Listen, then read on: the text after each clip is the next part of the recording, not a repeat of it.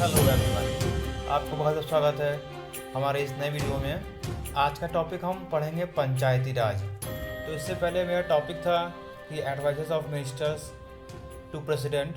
अब हमारा जो नेक्स्ट टॉपिक है ये पंचायती राज। ठीक है, तो चलिए हम वक्त को ना ज़ाया करते हुए स्टार्ट करते हैं। तो जैसा कि आप जानते हैं, पंचायती राज पार्ट 9 में है और आर्टिकल 243 से लेकर 243 ओ तक ये आता है। ठीक है, और इसको हम लोग लोकल सेल्फ गवर्नमेंट भी कहते हैं। It is mentioned in 11 schedule, state list में आता है पंचायती राज। ठीक है, और इसको 73 संविधान संशोधन 1992 के अंतर्गत इसको constitutional status Narasimha Rao government में प्राप्त हुआ था। ठीक है, और जो 11 शेड्यूल है इसमें 29 फंक्शनल आइटम है पंचायत के। ठीक है, और आर्टिकल 243 जी, ये क्वेश्चन बहुत बार आ चुका है कि किसमें पंचायत का फंक्शनल आइटम दिया हुआ है, तो आप ध्यान रखिएगा। तो article 243 G contains 29 functional items of panchayat. ठीक है, और ऐसे ही अभी मैं आगे पढ़ाऊंगा म्यूनिसिपैलिटी। तो म्यूनिसिपैलिटी में 18 आइटम है, 18 फंक्शनल आइटम है म्यूनिसिपैलिटी में। ठीक है, उसको मैं आगे कवर करूँगा। और आर्टिकल 40 जो डीपीएसपी का है उसमें भी कहा गया है कि स्टेट को एक स्टेप लेना चाहिए ताकि पंचायती राज ऑर्गेनाइजेशंस के लिए। ठीक है, तो जो हमारा 73 संविधान संशोधन हुआ था उसमें कुछ वॉलंटरी भी प्रोविजंस थे और कुछ कॉम्प्लीमेंट्री प्रोविजंस थे, सॉरी कंपलसरी प्रोविजंस थे। ठीक है, तो जैसे कुछ कंपलसरी प्रोविजन थे उसको हम देखते हैं थोड़ा नज़रों में। देखिए, फिर जैसे जो कंपलसरी प्रोविज़न है इसमें है ऑर्गेनाइजेशन ऑफ ग्राम सभा इन विलेजेस, और दूसरा है establishment of panchayat at village intermediate and district level. ये आर्टिकल 243 बी में देखिए, जो इसमें मैंने आर्टिकल लिखा है ये वही इम्पोर्टेंट आर्टिकल हैं जो एग्ज़ाम्स में पूछे जा चुके हैं। ठीक है, तो मैं ज़्यादा आर्टिकल्स नहीं लिखे हैं, जो मेन आर्टिकल्स हैं मैंने वही आर्टिकल इसमें लिखे हैं। ठीक है, और direct elections to all seats in panchayat at each level. ठीक है, in direct election to the post of chairperson of panchayat at intermediate and district level. तो जो इंटरमीडिएट और डिस्ट्रिक्ट लेवल पर चेयरपर्सन का चुनाव होता है वो इनडायरेक्ट होता है। मतलब कि जैसे कि हम लोग ने अपना डायरेक्ट चुनाव में मेंबर्स को चुन लिया, अब फिर वो मेंबर्स जो होते हैं वो इंटरमीडिएट और डिस्ट्रिक्ट लेवल पर मेंबर्स चुनते हैं चेयरपर्सन को। ठीक है, और इसके लिए 21 ईयर मिनिमम एज है कंटेस्टिंग इलेक्शंस इन पंचायत, और सेटअप स्टेट इलेक्शन कमीशन भी बनाना है और फाइनेंस कमीशन बनाना है। ये था 73 संविधान संशोधन के अंदर कि आपको स्टेट इलेक्शन कमीशन बनाना है और स्टेट फाइनेंस कमीशन भी बनाना है। ठीक है, ये था 73rd अमेंडमेंट एक्ट के अंतर्गत। अब कुछ उसमें वॉलंटरी प्रोविजन है, जैसे कि ग्राम सभा को सारी पावर दे देना कि वो गांव लेवल पर काम कर सके अपना अकेले, और granting power to work as self government. और the third one is to determine manner of election of chairperson of village panchayat. तो ये तीन जो खास थे वॉलंटरी प्रोविजंस। अब देखिए जो फीचर्स हैं, जैसे वो बताया कि 73rd अमेंडमेंट एक्ट में बात की गई थी कि आप state election commission and state finance commission को भी शामिल करेंगे।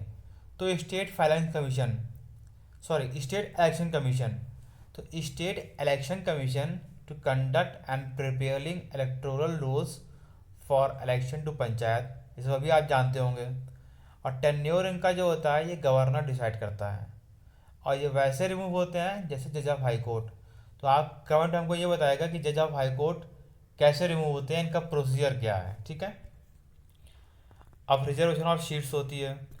देखिए, members plus chairperson SC ST के लिए उनके हिसाब से, पॉपुलेशन के हिसाब से रिजर्वेशन ऑफ सीट्स होती है, और हर लेवल पर 1/3 सीट्स वुमेन के लिए रिजर्व रहती है।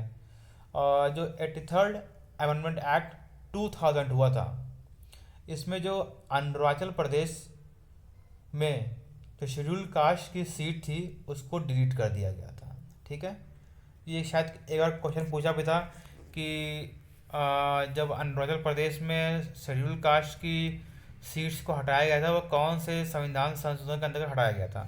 ठीक है, तो ये आप नोट कर लीजिएगा। अब देखिए कुछ इम्पोर्टेंट कमिटीज़ भी आती हैं जिनके ज़रिए हम पंचायती राज को और अच्छे से जान सकते हैं। तो सबसे पहला और सबसे मोस्ट इम्पॉर्टेंट कौन सी है, बलवंत मेहता राव कमेटी। ठीक है, ये अपॉइंट हुई थी to examine the working of community development programme in 1952 and national extension service in 1953। ये 1952 में अपॉइंट हुई थी इसके लिए, कम्युनिटी डेवलपमेंट प्रोग्राम के लिए, और नेशनल एक्सटेंशन सर्विस 1953 के लिए। फिर इस कमेटी ने 1957 में अपना रिपोर्ट भेजी एंड रिकमेंड किया फॉर डी डेमोक्रेटिक डिसेंट्रलाइजेशन। मतलब सेंटर में तो होता ही है कि स्टेट्स में भी ऐसा हमारा कुछ होना चाहिए ताकि हम इस जो गांव के लोग हैं वहाँ पर भी सारी रिपोर्ट्स और अच्छा कामकाज जो सेंट्रल में होता है वहाँ पे जा सके। तो इसी को हम कहते हैं पंचायती राज। जो पंचायती राज का एक्चुअल कंसेप्ट आता है बलवंत राव मेहता कमेटी पे आता है। इसी बात जैसे इन्होंने 1957 में रिपोर्ट सबमिट की तो फिर मात्र 2 साल बाद राजस्थान के नागौर जिले में 1959 में पंचायती राज लागू हो गई थी। ठीक है, इन्होंने जो रिकमेंड किया था बलवंत राव मेहता कमेटी ने कहा था 3 टायर सिस्टम। 3 टायर सिस्टम कौन से होते हैं, ये बहुत इंपॉर्टेंट क्वेश्चन है। ये पूछता है कि पंचायत के जो 3 स्तंभ होते हैं कौन कौन से होते हैं 3 टायर सिस्टम। इसमें पहला इंपॉर्टेंट है ग्राम पंचायत, उसके बाद आता है पंचायत समिति एंड जिला परिषद। तो ऐसे बताया मैंने, राजस्थान पहला स्टेट है जो एस्टेब्लिश कर चुका पंचायती राज 2 अक्टूबर 1959 को। ठीक है, उसके बाद जो अशोक मेहता कमेटी आती है, अशोक मेहता कमेटी 1977 में अपॉइंट हुई थी और इस कमेटी ने कहा था कि 2 टायर सिस्टम होना चाहिए, एक है जिला परिषद एंड मंडल पंचायत। तो जैसा कि बलवंत राव मेहता कमेटी ने कहा कि 3 टायर सिस्टम, लेकिन अशोक मेहता ने कहा नहीं 2 टायर सिस्टम ही काफ़ी होगा। तो उन्होंने कहा एक होगा जिला परिषद और एक होगा मंडल पंचायत। जो अशोक मेहता की कमेटी का जो सबसे मोस्ट इम्पॉर्टेंट रिकमेंडेशन था उनका था कि एस्टेब्लिशमेंट ऑफ न्याय पंचायत। ये क्वेश्चन बहुत बार पूछा है, आप लोग को ध्यान भी होगा। ठीक है, तो इसको आप अगर ध्यान नहीं है तो नोट कर लीजिए, इसलिए मैं इसको ब्लैक से लिख दिया है ताकि ये आप ध्यान आए कि न्याय पंचायत का रिकमेंडेशन किसने दिया था, अशोक मेहता कमेटी ने दिया था। ठीक है, अब आगे बढ़ते हैं। जी वी के राव कमेटी ये अपॉइंट हुई थी प्लानिंग कमीशन के द्वारा 1985 में, और इसमें कहा गया था कि एक पोस्ट होगी डिस्ट्रिक्ट डेवलपमेंट कमिश्नर। ठीक है, इसमें कहा गया था कि पंचायती राज अगर हमको आगे बढ़ाना है तो एक डिस्ट्रिक्ट डेवलपमेंट कमिश्नर का भी पोस्ट हमको क्रिएट करनी पड़ेगी। ओके, अब जो second most important, third most important कह सकते हैं हम लोग, एलम सिंघवी कमेटी। तो ये अपॉइंट हुई थी 1986 में। इसने रिकमेंड किया था कि कॉन्स्टिट्यूशन में अमेंडमेंट हो जिससे एक नया चैप्टर जोड़ा जाए पंचायती राज। ठीक है, तो ठीक है, हाँ इसमें ये बहुत इंपॉर्टेंट बात है कि क्वेश्चन आपका पूछ सकता है कि कौन सी कमेटी ने कहा था कि कॉन्स्टिट्यूशन अमेंड करके एक नया चैप्टर पंचायती राज जोड़ा जाए। तो उसका आंसर आप लिखा हुआ है एलम सिंघवी कमेटी डाल सकते हैं। अब आता है ठंगन कमेटी। इसको पार्लियामेंट ने अपॉइंट किया था 1988 में to examine political and administrative structure in the district for district planning.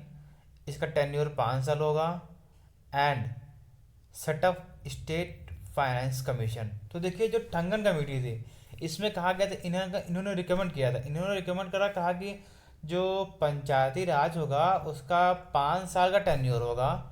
ठीक है, और स्टेट फाइनेंस कमीशन को भी क्रिएट करना पड़ेगा ताकि वो फंड वंड दे सके पंचायती राज को। तो 1-2 क्वेश्चन बनते हैं कि टेन्योर कहाँ से डिसाइड हुआ, कौन सी कमेटी से, और स्टेट फाइनेंस कमीशन कहाँ से डिसाइड हुआ, कौन सी कमेटी से। तो इसका आप आंसर ठंगन कमेटी लगा सकते हैं। ठीक है, फिर लास्ट वन आती है गैडगिल कमेटी। ये भी 1988 में आई थी। इसमें कहा गया कि हम स्टेट इलेक्शन कमीशन बनाएंगे, और जो हमारा 73rd अमेंडमेंट एक्ट 1992 है, ठीक है, तो ये इसी गैडगिल कमेटी पे बेस्ड है। तो आप एक बार दोबारा इस कमेटी को देख लो, जितनी कमेटी मैंने लिखाई है, क्योंकि कभी कभी पूछता है कि मैच द फॉलोइंग या फिर ट्रू फॉल्स में कि इसमें कौन सी पंचायती राज कमेटी है या फिर नहीं है। तो एक बार देख लीजिए, बलवंत राव मेहता कमेटी है, Ashok Mehta committee, GV K Rao committee, L M Singhvi committee, Thungon committee and Gadgil committee. तो ये कुछ इम्पोर्टेंट्स पॉइंट थे पंचायती राज के रिलेटेड। तो हो सकता होप आपको ये वीडियो अच्छी लगी हो। तो अब मैं कोशिश करूँगा नेक्स्ट जो वीडियो लाऊं ये म्यूनिसिपैलिटी पे या फिर सेंटर स्टेट रिलेशन पे, ठीक है। कोशिश करूँगा मैं इन दोनों में से कोई एक वीडियो लेकर आऊँ, या फिर देखते हैं किस तरह से चैप्टर आगे बढ़ रहा है। मैं उस हिसाब से कोशिश करूँगा वीडियो आपका कोई ना कोई टॉपिक जरूर ले आएँ, ताकि आपका डेली का जो रूटीन है पढ़ने का वो क्लियर हो सके बहुत ही कम समय में। तो आप इसको देखिएगा, अगर कोई डाउट हो तो आप कमेंट में ज़रूर करिएगा। Thank you.